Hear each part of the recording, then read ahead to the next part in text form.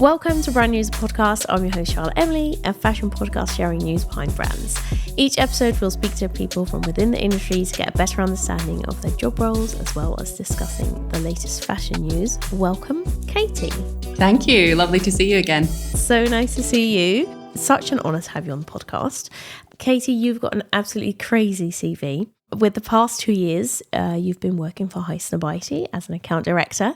And for anyone listening in who doesn't know Highsnobiety, can you explain a bit about the company? Yes, gosh, my mum asks me this every Christmas and I don't really know how to answer it either. So I'll do my very best. Thank you for the intro. So as you said, I'm account director, co-team lead at Highsnobiety Plus, which is Highsnobiety's in-house creative agency. Highsnob is a really interesting company because we have lots of different branches to it. So it started out, for those OGs who've been with us since the beginning, it started out as a blog almost 20 years ago and grew into a full-scale media publisher. And then over the years, the need to start our own agency became very apparent. And then that's been going for the last, don't quote me on this, 7 or 8 years. And that's where my team and I sit. And we also have our own sort of own brand and e-commerce platform as well. So it's a bit of a triple-pronged approach. Can you inform our listeners what it is that Highsnobiety does within and for the fashion industry? Yeah, absolutely. So Highsnobiety, first and foremost, as a media publisher, is at the sort of forefront of fashion news.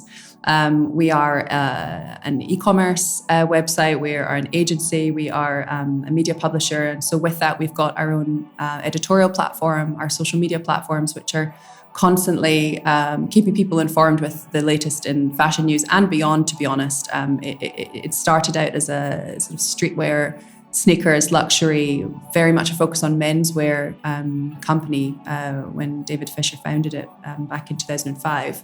And now, just with the nature of what our audience is into and how luxury and streetwear and all of these different segments have evolved, it has become much bigger and touches many more spheres as well. So it's basically fashion, music, sneakers, lifestyle, culture, anything that you can imagine. Pretty conclusive.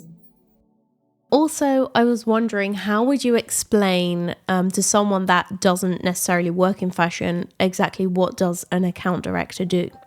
Yeah, this one's interesting, I think, because depending on what kind of agency you're in as well, I think an account director might work on some slightly different types of projects. At Highsnob, so the client services team, we are working on any number of projects. That could be your classic sort of content production. It could be more brand strategy. It could be matchmaking and brand collaborations, which has obviously been hugely popular over the last couple of years. And as the account director, I'm the sort of the go-between really between all of our internal teams and all of the clients and stakeholders and third parties, trying to make everybody sing off the same hymn sheet and take the project through to execution, really. So sort of thinking puppet master style, having to really understand both the client's desires and their goals and their KPIs and what's going to make the project a success for them, while also really translating, our creative team, our strategists, our branded content editors, our videographers, any of the thinkers and doers internally at Highsnob who are trying to push the brand in a new direction. It's making sure that we can kind of meet in the middle, right? And I think that's, anybody who works in the creative industry will tell you that balance of creative integrity with also business goals and KPIs is the sort of the ultimate challenge. So the account director is the main client contact who's trying to, hold that rope in the middle and make sure that everybody's happy with the outcome at the end of the day. You are based in Berlin. The Highsnobiety head office is based in Berlin. You obviously work with, looking at your work, you work with a lot of international companies. How does that work for you? It's really interesting, because I think I worked and lived in London for many years before I made the move to Berlin a few years back. And the change that I've seen, and everybody must have seen post-pandemic, is that it really doesn't matter where you are anymore. Even 4 years ago, I remember you wouldn't meet a client on a conference call. And if you were both in London, obviously you would get a taxi to wherever they were and you would take 4 hours out of your day to have a 1 hour meeting. And it just all felt quite clunky. looking back, I mean, at the time it was great, because when you're on the underground, you don't have time to look at Slack, right? You're traveling, and that's out of office time. So I think the interesting thing about being based in Berlin is it's meant that we have a much more sort of global outlook. It's meant that we are obviously focusing majority of the time on European clients, because we have Highsnobiety New York office who focus on our US clients. But if anything, I would say it gives us a bit of an advantage. Like, we've got our headquarters here in Berlin, but we've also got hubs in Milan, a satellite office in Paris. We've got a growing agency presence in London, and now quite a big team in Amsterdam as well. So between us, we can always have people on the ground in the most important cities, and obviously kind of comes with the territory. One of the main things we ask people in interviews is, are you willing and happy to travel? Because keep your suitcase packed. There's quite a lot of that going on as well. Yeah, that must be nice. If you like traveling, that is. Exactly, yes. Yeah. You work in media, but you also work in fashion. So how do these worlds collide? Do you know what's funny? Like, I think we're so used to consuming all of our information now on social media, as opposed to any other platform, that I was of the generation who grew up obsessed with blogs. Like, if you wanted style inspiration, you would go to, I could name any number of websites here, which would really show my age. Go for it. There was even one where it was like a very basic version of Instagram back in the day, where it was at lookbook.com. Did you ever go on that? You would take photos of your outfit and upload it, and people would sort of, I suppose, react with a very old school version of an emoji, and you could sort of comment and tell people where your outfit was from. I remember even like dragging my brother outside once to try and like shoot a photo of my outfit against like the brick wall of the house. This is so embarrassing. But you used to kind of actively have to seek out and go to specific websites to try and gauge sort of like fashion information. And that was still very much like paper magazines were king for getting your information. Whereas now, you know, anytime you open up Instagram, that's probably the first place you're going to get your fashion news. So the second something breaks, I doubt that maybe Google Alerts, of course, and if you're a subscriber to any of the big sort of fashion news sites, then I'm sure you would get it in your inbox straight away. But fashion and media are kind of the same thing, I would say. Like it's everywhere. Look at like celeb culture is... Fashion is, you know, you can't escape it, even if you're not interested in the slightest. It's kind of across the entire media landscape. Like, I had quite a funny example. A couple of years ago, we were working on the latest Gucci campaign, which has been a pretty amazing project to work on over the last few years at Highsnob, because they've really been an amazing client and let us run wild with the creativity. So the very first project I actually worked on when I joined Highsnob was the Gucci Off the Grid collection. And for that, we shot with Gerald, the big vegetable grower. I don't know if you've seen him on Instagram. I have not, but it did make me giggle. He is a 70 or 80-year-old man from England who has become famous for quite literally growing giant vegetables. And we thought, why not put him in a Gucci campaign? Because that seems like the obvious thing to do. I mean, the entire point was it was like eccentric exploration, right? And unexpected talents, which is also what we love doing at Highsnob. And this campaign featuring, 4 or 5 beautiful Gucci models and Gerald on a farm somewhere outside London in the midst of lockdown, it made it to all of these news channels across the UK and across Europe. My parents called me and they said, we've just seen it on Have I Got News for You? And the second that it also goes beyond even the audience that you were aiming for and it goes sort of mainstream and in a very beautifully tongue-in-cheek way, we weren't trying to get across a serious message with this campaign. It was all about having fun and it was about showing the brand in a very different light. And, that's a whole other topic of conversation, the sort of the new luxury and how luxury brands want to be seen these days.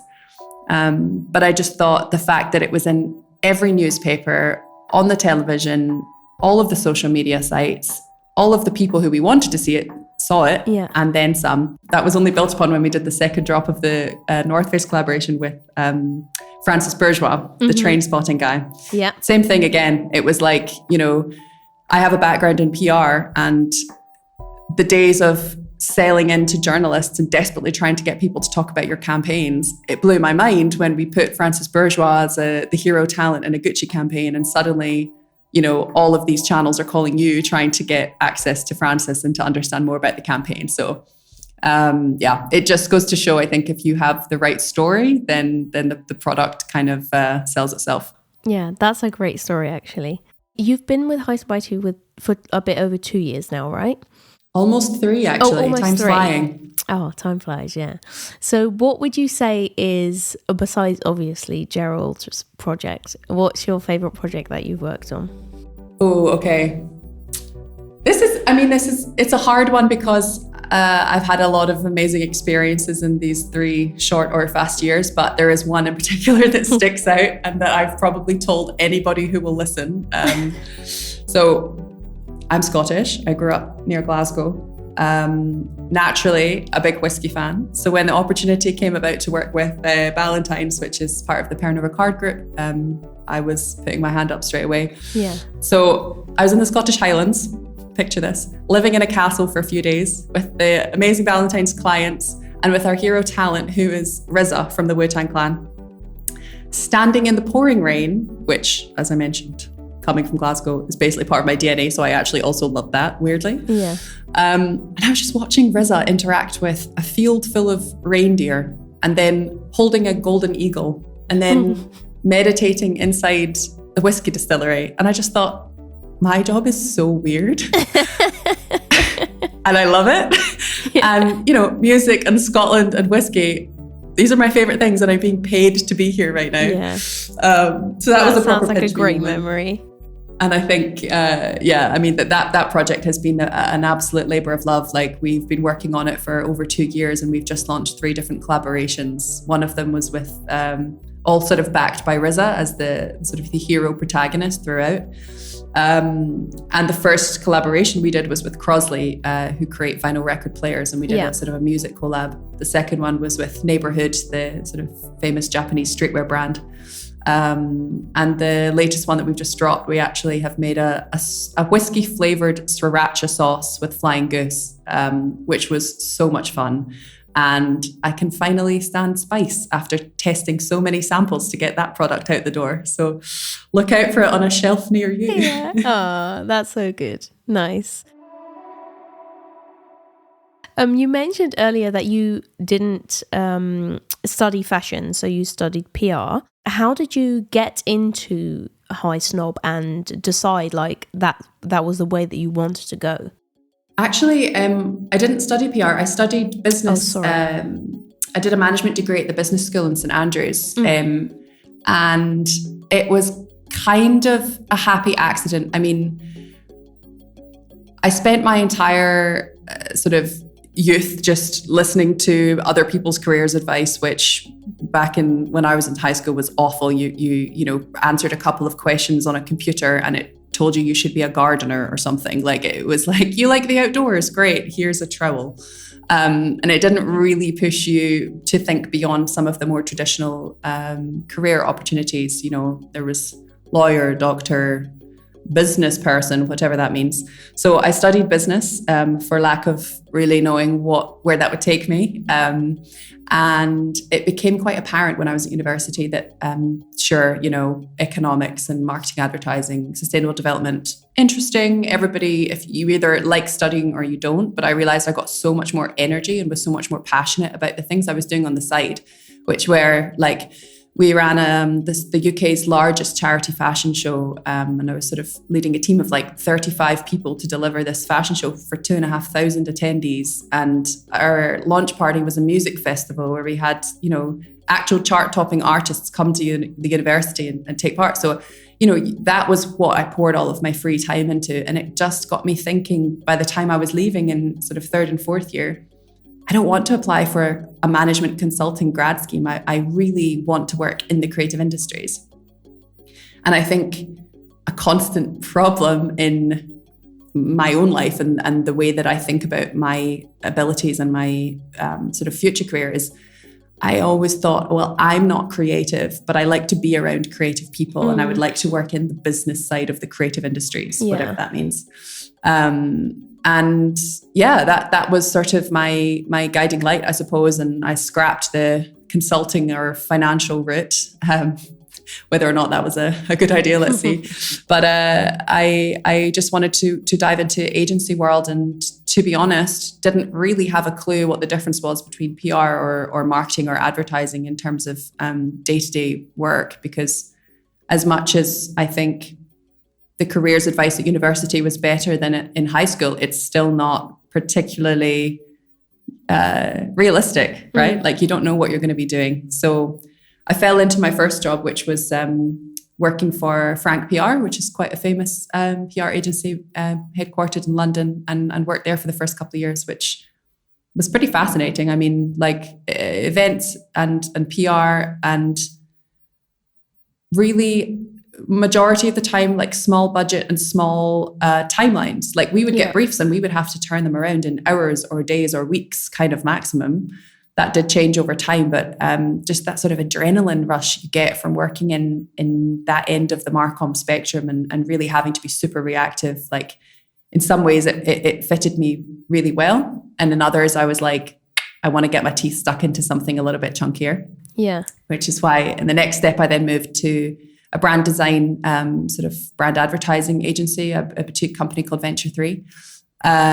Which was fascinating. I mean, we were building brands from the ground up, right? Like you're deciding the naming, the visual identity, the sonic identity, building brand adverts. You know, we were in the studios doing 5-day shoots for Sky, launching their Netflix and BT Sport and Disney Plus collaborations. And that was the first time that I realized as well, oh my God, I love being on set. Like how exciting is this? And that wasn't fashion world, you know, that was entertainment world. And arguably not very sexy. Like I was spending my days talking about how to launch the next Sky Broadband product or developing the new Sky TV product, which I found fascinating. But yeah, I realized I loved being on set, thought about becoming a producer, and then came across the sort of the Highsnob gig and thought, hang on a minute, that ticks all the boxes. I get to be my nosy self. I get to be involved in every department. I get to be on set. I get to work with the clients. I get to work with the producers and the strategists and the creatives. Yeah. And yeah, it just kind of worked. Nice. That's such a good work path that you've got on your CV. I always feel that in fashion, sometimes people don't really understand kind of what the job entails.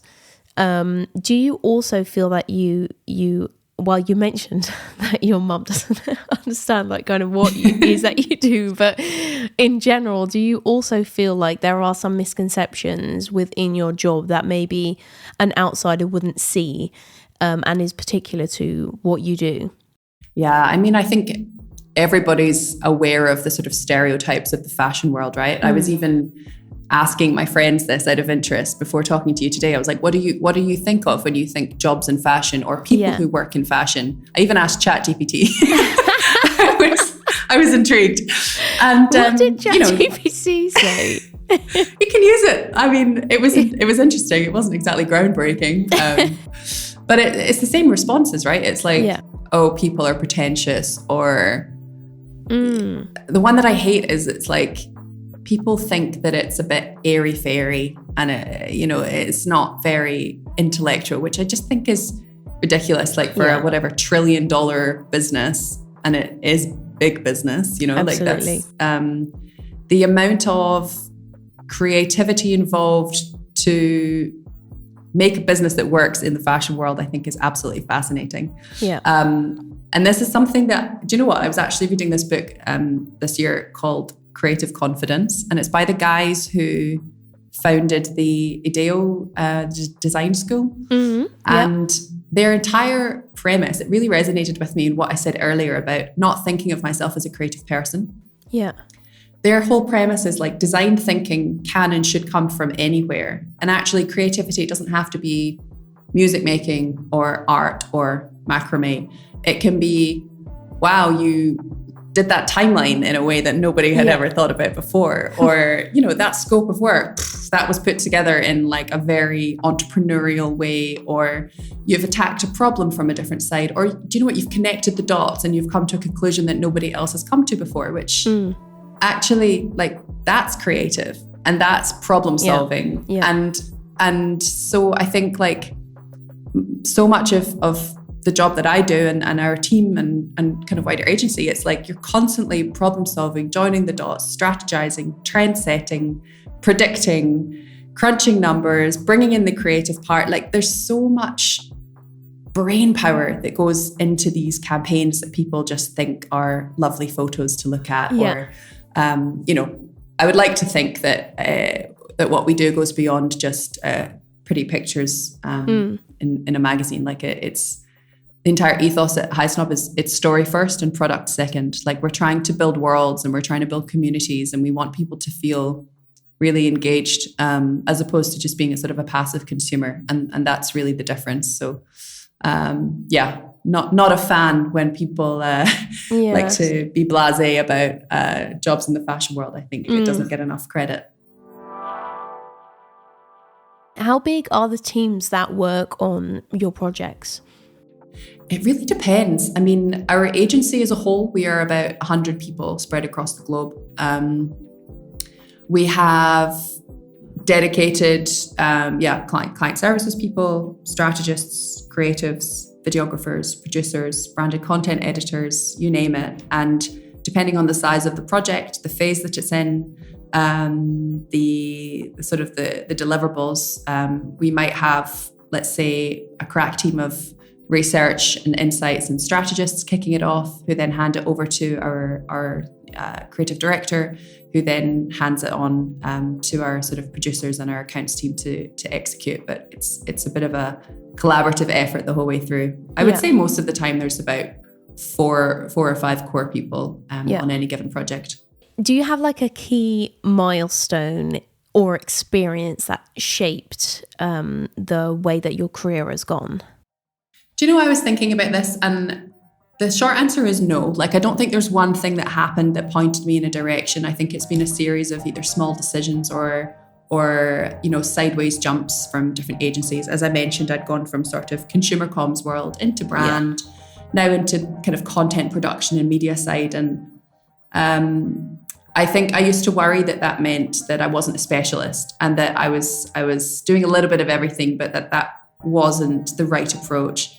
And then I realized that I actually think that that's more of my superpower, and I want to continue to go down that track, right? Of like not being pigeonholed because I'm too interested, I'm too nosy, I'm too curious. Like I want to experience more and get into different departments and different parts of the industry. So I think this sort of jumping around, as long as you spend enough time in each place and you're sort of adding to your experience and building on your expertise as a result, then I don't think it's a bad thing. I did have a moment, I suppose, which was a bit of an eye-opener, and it was quite early on in my career. So I had the opportunity to work with Lewis Pugh, who's the United Nations Ambassador of the Oceans. And we were working on, it was an environmental campaign for the largest marine protected area in the world, which is called the Ross Sea. And I just remember this week, I spent days traveling around London with Lewis to every sort of major broadcasting house so that he could give interview after interview about his Arctic swims, which he was doing to raise awareness for the cause.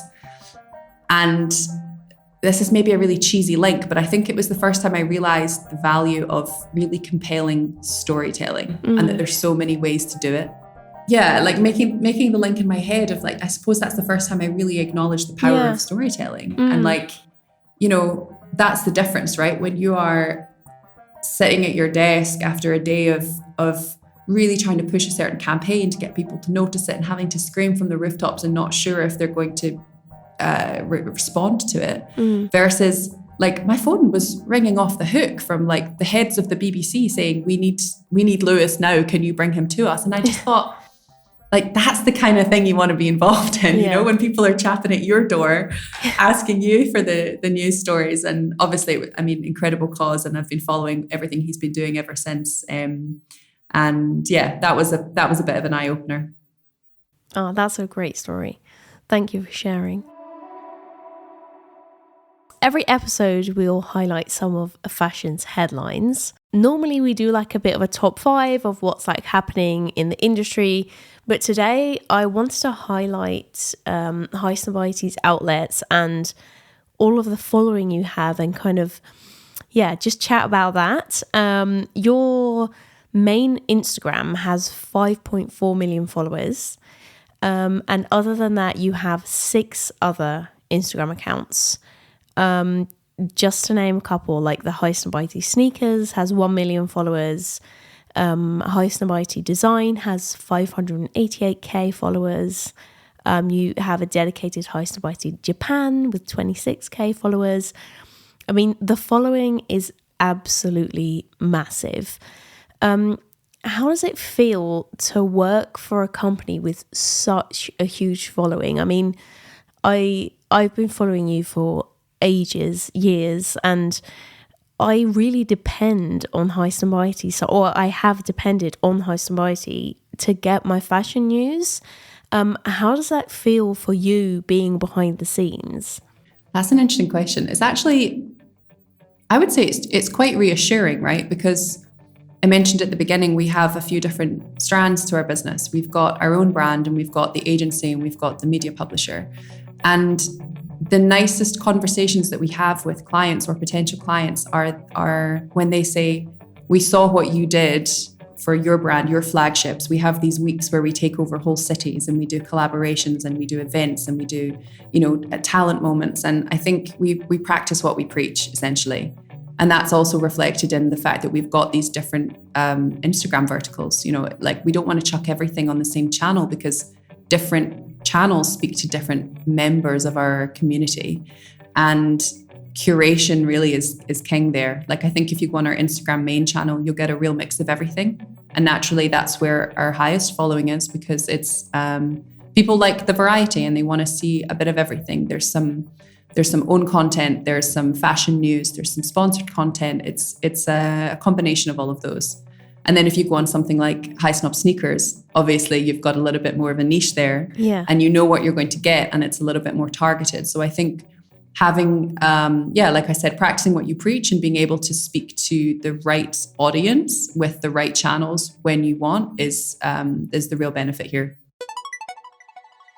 You obviously work for Highsnob, but are there any other like fashion outlets that you get your news from, or do you mainly kind of trust on maybe your team or obviously your colleagues to get you up to date and like everything you need to know?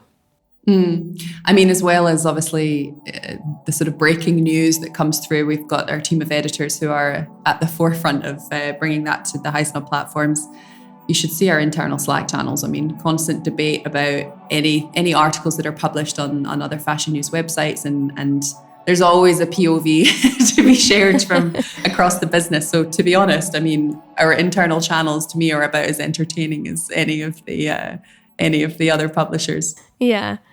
Do you actively follow like certain trends or like fashion industry developments, or do you just, obviously the Slack channel, like, do you also just enjoy reading it, or does it feel like work to you?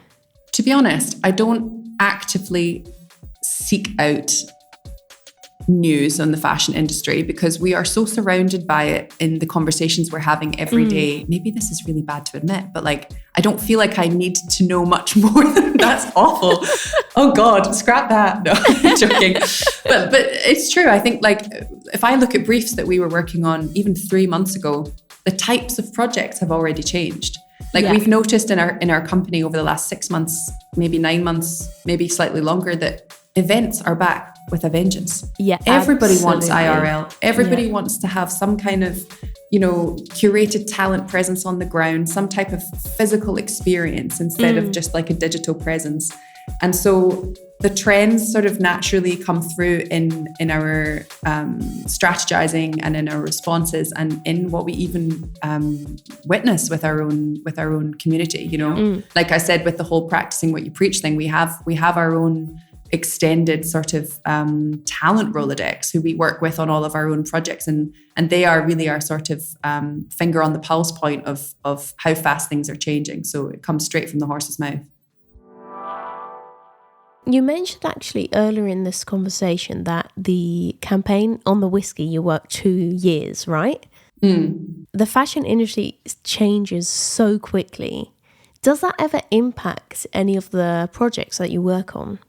Yes. I think what I find fascinating about life at Highsnob and in Highsnobiety Plus is a real mix, right, of short-term projects which are maybe responding to or getting ahead of the trends, and perhaps it's a content production that is briefed, shot, delivered out the door in a kind of crazy short period of time.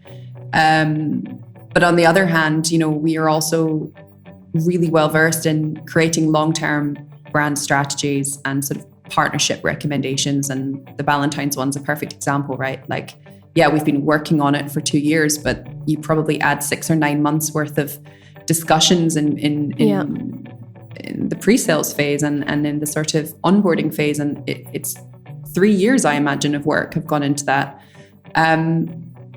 There have been times over those last 2 years where we've sat down and said, we need to change our strategy because what we talked about last year is no longer relevant. And I think that's the most important part is, like, you shouldn't be afraid to say, hey, actually, this doesn't work anymore. If you're going to the client proactively and saying, you know what, we've thought about it. And if we had done this 6 months ago when we first talked about it, it would have been relevant. But now things have changed. Here's how we're going to pivot. Are you with us? Yeah. And those are the kind of, like, I don't know, braver recommendations that they really respect. And it just shows that you can't stick to a 2, 3, 5 year long strategy in our industry because, as you said, things move faster than that. Yeah, absolutely. Is it normally that you work with a client longer term versus maybe one project shorter term? It's a real mix. Real mix. We have some clients who are with us purely as a media partner, in which case the relationship could be over within a week.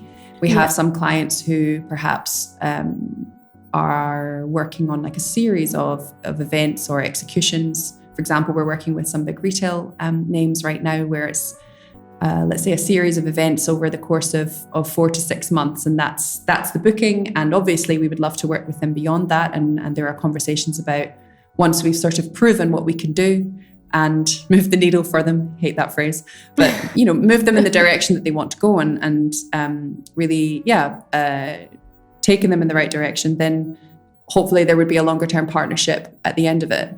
And then we have other clients who are perhaps braver, to use a stranger term, but they've maybe already dipped their toe into the world that we talk to. The audience that Highsnobiety reaches is quite niche, but very engaged. And if a client is ready to be in that world and has built enough of the groundwork, then those are the people who we end up working with on 1, 2, 3 year long partnerships right from the get-go, because they know the value of building that credibility over time. Yeah, absolutely. Any specific like fashion designers or brands or anything specific that you keep up with, or like whose work really inspires you? Honestly, I feel like the funny thing for me was when I spoke to you, Charlotte, about even talking about careers in the fashion industry. Yeah. Do you know what? I don't think of myself as working in the fashion industry. And that's why I find it, it's a really interesting conversation, and it's questioned a lot about my own career and the way that I view it. But I look at my clients, right? I look at my background in all sorts of consumer comms and in brand. Naturally, the majority of Highsnobiety clients have been in the fashion realm. But I work with telecoms companies. I work with automotive. I work with FMCG. Like there's a whole world out there of brands who are now switched on to the idea of world building and of trying to gain this sort of cultural credibility and reach these audiences that fashion is not the only thing that I do or that we do at Highsnob. And I think that's been the most important thing to me is it's so much bigger than that. And it started there, and that is for sure where our bread and butter is and probably always will lie. But it's so much more exciting to have to turn something like a really unsexy telecoms brand into a really cool product or story that people actually want to talk about. Like, to me, that's much more exciting than making a fashion brand more famous. I actually remember talking to you, must be about a year ago. You were working on a campaign. I can't remember which brand it was, but it was a car brand. And you were highlighting the fact that because of COVID, everyone's kind of way of traveling had changed. I don't know if you remember what it was, but I remember speaking to you about that. That was a really interesting topic we had. And yeah, I suppose that kind of goes with what you mentioned, like all of the topics that you work on. Yeah. And even since then, I mean, I think when we spoke last year, I was already working on this other project and still working on it now. There's a huge telecoms firm that we're working with who want to, as I said, sort of be in the lifestyle and design space. And they want to have build that credibility there and have a reason to show up, and the consumer's too smart, right? Like everybody knows if you just try and turn out a product for the sake of it, or a brand that really has no right talking in, let's say, the fashion space, then people will just turn their noses up at it and they'll be quite cruel about it. So our job is to find another avenue, find another way to help these companies talk about and move in the spaces that they want to be recognized for. And that is where you have to get creative, coming full circle here. Like the creativity comes through because you can't just design a product for the sake of it. There's got to be an insight there. There's got to be a consumer pain point. There's got to be something that we can help fix. And maybe that means that, you know, you're not talking from the master brand directly. You have to think about different ways that you can get the messaging across. And these are also 1, 2, 3 year long projects. Where there's sort of like a multi-phased rollout. There's the tease phase. You have to get people excited about what's to come, and who's it from? And I didn't expect a telecoms firm to be doing something like that. And then when they're a little bit more used to the idea, that's when you can start building out the more obvious campaigns and building the surprise factor. Like what would this company not be expected to do, even though nobody is now questioning their credibility in the space. So I'm having to be quite cryptic about it because we haven't launched yet, but I hope that when it all comes through, you're going to see a campaign out in the wild and you're going to go like, that's what she was talking about. This makes perfect sense now. That's so exciting. An exciting topic to kind of end on. Thank you so much, Katie. It's been really interesting to get an insight into the Highsnob world and everything that you do. It was so great to learn more about everything that you work on and how it works, sharing your knowledge. Thank you so much. We've come to the end of the podcast. Thank you so much for having me, Charlotte.